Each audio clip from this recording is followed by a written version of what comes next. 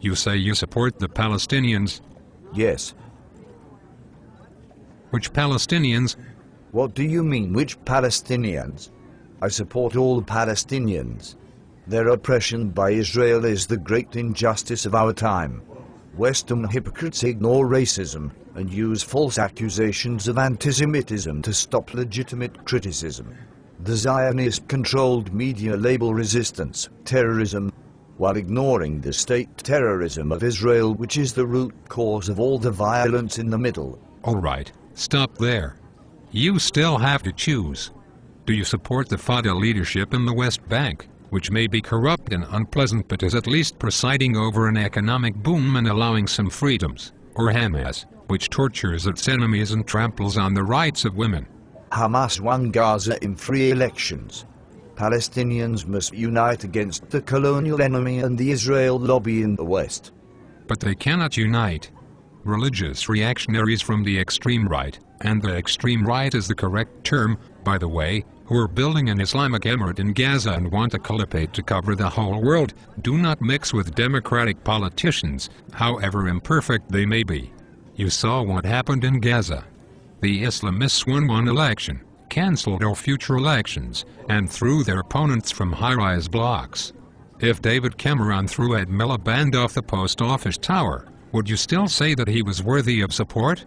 It is not for us to intervene in Palestinian affairs.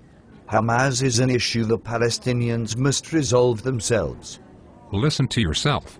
It's not for us to intervene? You and your friends intervene all the time.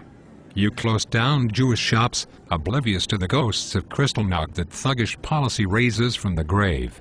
You lobby to stop Israeli academics visiting our universities. And don't worry that the last movement to ban Jewish intellectuals was... I knew it. I knew it. I knew you would accuse me of antisemitism. Your kind always does. It's a dirty trick to silence legitimate debate. I agree it can be sometimes. But when you will not condemn Islamist movements that lift Jewish conspiracy theories direct from the screeds of European fascism, I am entitled to suspect that you suffer from a severe case of Judeophobia at the very least.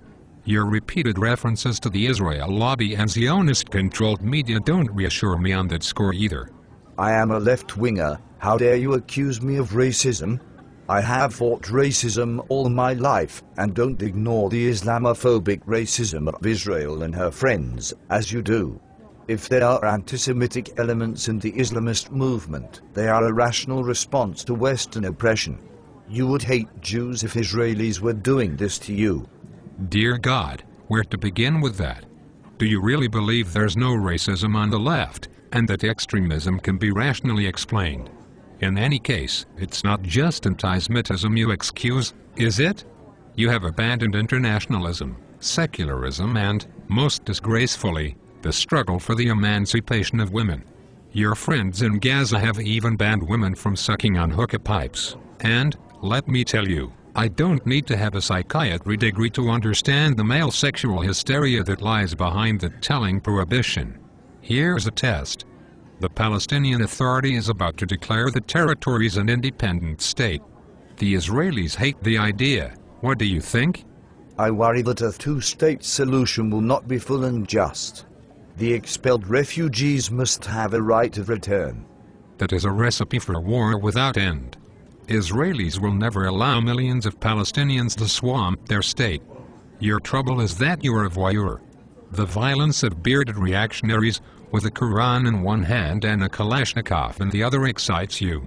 You prefer their thrilling intransigence to the arguments of boring men in suits in Ramallah, who are willing to compromise for a better life.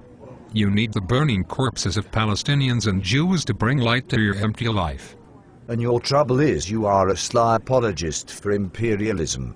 You never condemn Israeli atrocities, but use nitpicking points of detail and clever rhetorical tricks to distract attention from crimes against humanity. You are a neocon and a neo-Nazi, and I am never going to speak to you again. Don't worry, there are millions more like you out there, and I'll be having this conversation for the rest of my life. Send in the next one on your way out.